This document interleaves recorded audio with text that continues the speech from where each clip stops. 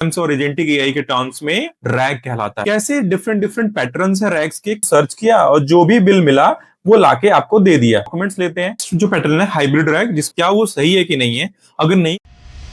Hi everyone. सो आप imagine करो कि आप एक गेट का एग्जाम दे रहे हो या जेई का एग्जाम दे रहे हो और एक ऐसा क्वेश्चन आ गया जो कि आउट ऑफ सिलेबस था या फिर रिसेंटली अपडेट हुआ है, बट आपको नहीं आता है वो क्वेश्चन, तो आप क्या करोगे?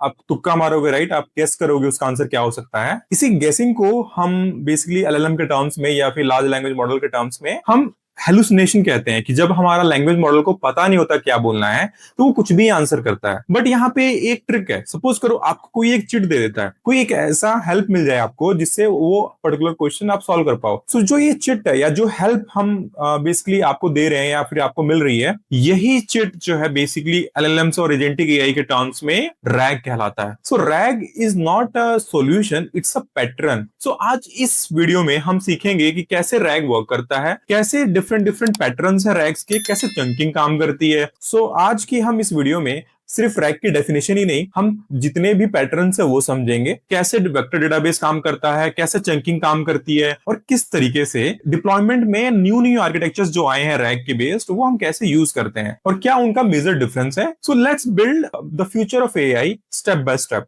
सो इसको हम एक स्टोरी के साथ समझते हैं। सो सपोज करो एग्जांपल से समझते हैं कि आप एक फैक्ट्री के ओनर हो, ठीक है, और ये वो फैक्ट्री है, आपको हर बिजनेस चलाना आता है, ठीक है। आपके पास बहुत सारे एम्प्लॉयज हैं जो आप काम करते हैं आपके लिए। साथ में एक आपके पास कैशियर भी है जिसको हम मुनीम जी कह लेते हैं। ये कैशियर क्या करता है? हर एक बिल्स का मेंटेन रखता है। अब एक कस्टमर आता है, कस्टमर आके बोलता है आपको कि मुझे पिछले साल का एक बिल दे दो। आप क्या कहोगे? आप कहोगे कि ठीक है, मैं बिल आपको देता हूं। उसके लिए आप खुद जाके यहाँ पे नहीं ढूंढ सकते, राइट? आपको नहीं पता कि वो बिल कहाँ पे है, लेकिन आपको पता है कि किसके पास वो बिल की इंफॉर्मेशन है। सो आपने क्या किया? आपने मुनीम जी को बोला कि मुनीम जी ये पर्टिकुलर बिल मेरे को ढूंढ के दो। सो मुनीम जी गए, इन्होंने यहाँ पे सारा कुछ सर्च किया और जो भी बिल मिला वो लाके आपको दे दिया। जैसे ही वो बिल मिला, उसके सारा डेटा को आपने एनालाइज किया और वो जो भी इंफॉर्मेशन वो कस्टमर मांग रहा था उसको आपने दे दिया। So this is what actually RAG is. Okay, so यहाँ पे हम समझते हैं कि जो हमारा ओनर था वो हमारे पास क्या है? बेसिकली एलएलएम्स है।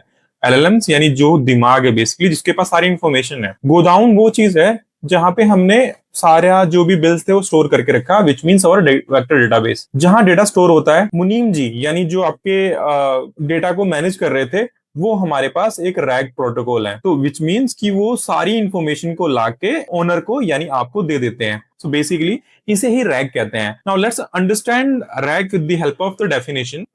Retrieval augmented generation is a technique जो basically enhance AI accuracy by fetching relevant up to date information from the external sources and provide it to the large language model LLM to ground its generation responses, which means जो rag है ये एक technique है जो help करता है हमारे LLM को प्रॉपर आंसर करने में। सो आर का मतलब क्या होता है? रिट्रीवल। ए का मतलब क्या होता है? एगुमेंटेटेड। और जी का मतलब होता है generation. Now let's talk about कि सम मिसकंसेप्शन अबाउट रैग। सो लोगों को लगता है कि rag is basically fine tuning, which is incorrect, because कि आप फाइन ट्यूनिंग का मतलब होता है कि हम अपने कुछ डेटा के साथ लेके अपने किसी एक बेस मॉडल को ट्रेन करते हैं। रैग क्या कर रहा है? बस एक्सटर्नल डेटा सोर्स ले रहा है, उसमें हम ट्रेनिंग वगैरह कुछ नहीं कर रहे हैं और रन टाइम पे वो रिजल्ट दे देता है। सेकंड मिसकंसेप्शन है कि RAG means no hallucination, which is also incorrect. RAG का मतलब ये है कि हम हेलुसिनेशन कम कर रहे हैं। अपना जो एलएलएम है, मॉडल है, वो क्या करता है? वो उस पर्टिकुलर इंफॉर्मेशन की हेल्प से आंसर देने का ट्राई करता है। जैसे आपने देखा एग्जांपल में कि कैसे आपको चिट मिल गई तो आपने जो भी एग्जाम में क्वेश्चन आया उसको आंसर कर दिया। So this is what rag actually does. Second misconception ये है कि जस्ट वेक्टर डेटाबेस लगा दो भाई रैग बन गया। नहीं, ऐसा नहीं होता। रियल रैग में बहुत सारे स्टेप्स होते हैं। हम चंकिंग करते हैं, हम एम्बेडिंग करते हैं, देन वेक्टर डेटाबेस में स्टोर करते हैं, देन रिट्रीवल हम ऑप्टिमाइज करते हैं, देन हम जनरेशन में जाते हैं। तो ये सारे स्टेप्स हमारे पास जो रैग के अंदर आते हैं। So RAG is not just a vector database. So basic RAG का आर्किटेक्चर क्या होता है आप समझते हैं। आप देखोगे हम डॉक्यूमेंट्स लेते हैं, डॉक्यूमेंट्स को हम चंक करते हैं एंड चंकिंग के बाद से उसको एम्बेडिंग में कन्वर्ट करते हैं। आफ्टर एम्बेडिंग हम उसको वेक्टर डेटाबेस में स्टोर कर देते हैं। सो वंस जो भी यूजर होता है वो कोई क्वेश्चन पूछता है, सो उस यूजर के क्वेश्चन को भी हम दोबारा से क्या करते हैं? एम्बेडिंग में जनरेट करते हैं। एम्बेडिंग में जनरेट करने के बाद से वेक्टर डीबी में हम सिमिलरिटी मैचिंग करते हैं। रिलेवेंट जो भी हमें डॉक्यूमेंट्स मिलते हैं, चंक्स मिलते हैं, उसको लेके हम टॉप के यानी टॉप टॉप 3, टॉप 2 चंक्स जो होते हैं, रिलेवेंट चंक्स को हम लेते हैं, वापस देते हैं एलएलएम को। सो एलएलएम क्या करता है, यूजर क्वेरी उसके पास है, जो भी टॉप 5 और टॉप 2 जो भी हमने चंक्स रिट्रीव किए वो लेता है, एंड देन यूजर को एक फाइनल रिस्पॉन्स दे देता है। सो अगर आप समझो कि रैग का बेसिक फ्लो क्या है, सबसे पहले यूजर क्वेरी आया, हमने एम्बेडिंग जनरेट किया, वेक्टर डेटाबेस में हमने सर्च किया, सिमिलरिटी सर्च के बेसिस पे टॉप के हमने जो भी रिट्रीवल डॉक्यूमेंट थे वो लिए, एंड देन यूजर क्वेरी के साथ कंबाइन करके हमने जनरेशन मॉडल को दे दिया, और फाइनली जो आंसर होता है वो यूजर के पास आ जाता है। इसका बेस्ट एग्जांपल ये है कि आज के टाइम पे आप देख रहे हो कि जो भी आप क्वेश्चन पूछते हो चैट जीपीटी या क्लॉड से, कोई भी, अब वो कोई भी चाहे वो रिसेंट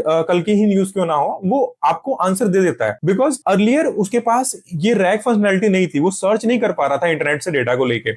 अब उसके पास रैग फंक्शनैलिटी की वजह से वो क्या करता है, इंटरनेट से डेटा तुरंत लेता है और उसको सिंथेसाइज करके आपको रिस्पॉन्स दे देता है। This is the powerful example of how rags works. Now let's learn about the rag components.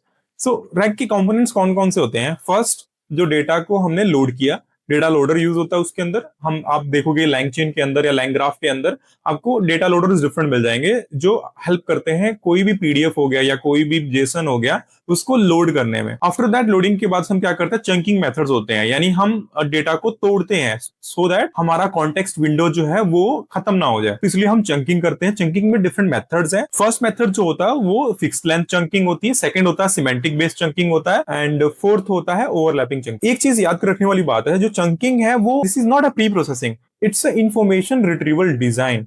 सो ये चीज आपको हमेशा याद रखना है। नाउ जो भी हमने चंक्स हैं उनको हम एम्बेडिंग में कन्वर्ट करते हैं। एम्बेडिंग की बनाने के लिए हम ओपन एआई का एम्बेडिंग मॉडल यूज कर सकते हैं, या ओपन सोर्स बहुत सारे मॉडल्स हैं। एम्बेडिंग बेसिकली होता क्या है, वो नंबर्स होते हैं। सो किसी भी वर्ड को हम नंबर्स में जनरेट कर सकते हैं। इस पर्टिकुलर टेक्निक को एम्बेडिंग जनरेशन कहते हैं। एम्बेडिंग्स जो होते हैं बेसिकली वेक्टर्स होते हैं, और सिंपलेस्ट एक रूल है कि जितने भी क्लोजर एम्बेडिंग्स होंगे वो सेम मीनिंग को रिप्रेजेंट करेंगे। नाउ जो भी हमने वेक्टर्स जनरेट किए हैं इसको हम स्टोर करते हैं। इसके लिए हम वेक्टर डेटाबेस यूज करते हैं।